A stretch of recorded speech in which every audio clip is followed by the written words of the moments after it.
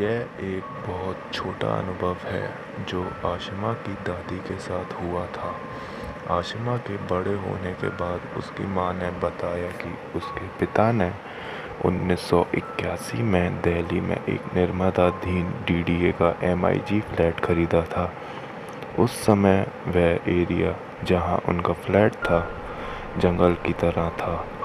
आज ये अच्छी तरह से विकसित और पोश इलाके में आता है और जिसने इसे निर्माण के दौरान देखा था वह विश्वास नहीं कर पाएगा कि यह वही कॉलोनी है जो जंगल की तरह थी।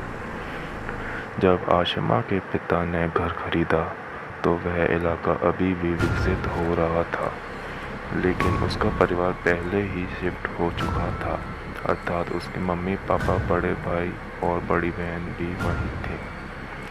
उस समय आशिमा का जन्म नहीं हुआ था। उसकी दादी को वहां शिफ्ट होने का इच्छा नहीं थी क्योंकि वह जगह अभी भी निर्माणाधीन थी और आसपास के अन्य घरों में भी कोई नहीं रहता था। फिर भी वह सब शिफ्ट हो गए। तो रात का समय था और उसकी दादी रसोई में थी। रसोई की खिड़की खुली थी, रसोई में ट्यूबलाइट ऑन थी और खिड़की के बाहर ट्यूबलाइट की रोशनी ज़मीन पर फैल रही थी। आसपास कोई घर नहीं था क्योंकि उनमें से अधिकांश अभी भी निर्माणाधीन थे।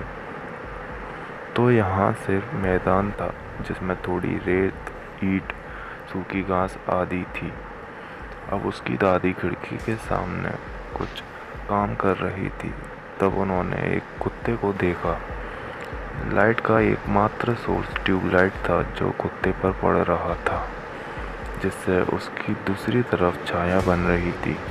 उसकी दादी माँ को बाहर कुछ ऐसा दिखा जिससे वह घबरा कर बहुत तेज आशिमा की माँ का नाम चिल्लाने लगी। आशिमा की मम्मी जो दूसरे कमरे में थी दौड़कर आई।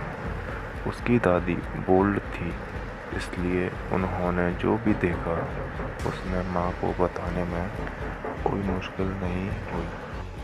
जब तक आशिमा की माँ रसोई में आई तब तक कुत्ता पहले ही खिड़की के बाहर चला गया था, इसलिए उसकी माँ को कुछ दिखाई नहीं दिया। लेकिन उसकी दादी ने बताया कि खिड़की के सामने से जो कुत्ता गुजरा वो दिखने में तो एक कुत्ता था, लेकिन उसकी परछाई इंसान की तरह थी।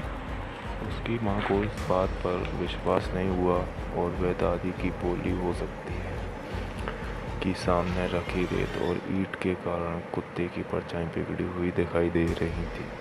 हालांकि उसकी दादी ने कहा कि वह अपना चश्मा पहने हुई थी।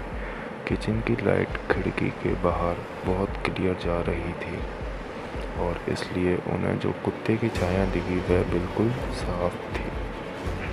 पक्के तौर पर कुत्ते की छाया बिल्कुल मानव छाया की जैसी थी।